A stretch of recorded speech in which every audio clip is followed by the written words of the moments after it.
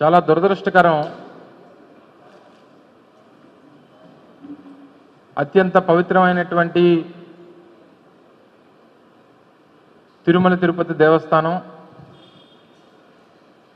తిరుమల తిరుపతి కార్యక్రమాల్లో అత్యంత పవిత్రమైనటువంటి రోజు రేపు.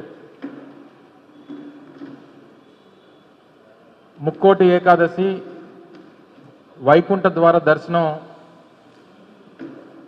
అనేక దశాబ్దాలుగా ఎంతో ఘనంగా తిరుపతిలో జరుపుకుంటున్నటువంటి సందర్భంలో నిన్న జరిగినటువంటి ఘటన దాదాపు 7 ప్రాణాలు పోయి ఆ కుటుంబాలన్నీ కూడా నష్టపోయి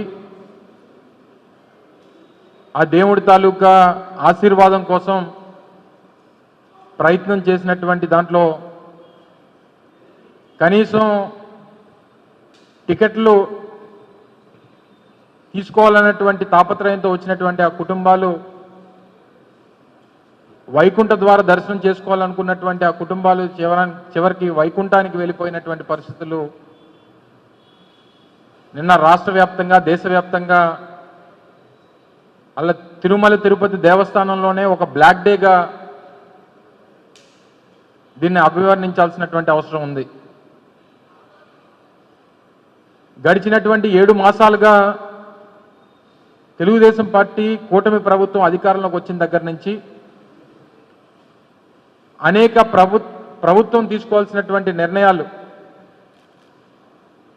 లేదా ప్రజలకి అనుకూలంగా తీసుకోవాల్సినటువంటి నిర్ణయాల్లో అన్నీ కూడా ప్రజా వ్యతిరేక కార్యక్రమాలు చేసి, ప్రజా వ్యతిరేక నిర్ణయాలు చేసి, దాని మీద వారికి వస్తున్నటువంటి చెడ్డ పేరుని ఏ రకంగా దాని నుంచి బయటపడాలన్నటువంటి ఉద్దేశంతో అనేక డైవర్షన్ పాలిటిక్స్ చేసుకున్నటువంటి సందర్భంలో గతంలో జూన్, జూలై మాసాల్లో అత్యంత పవిత్రమైనటువంటి తిరుమల తిరుపతి దేవస్థానానికి సంబంధించినటువంటి లడ్డూ విషయంలో ఏ రకంగా రాజకీయంగా దాన్ని వాడుకున్నారు అన్నటువంటిది కూడా మనం చూసాం.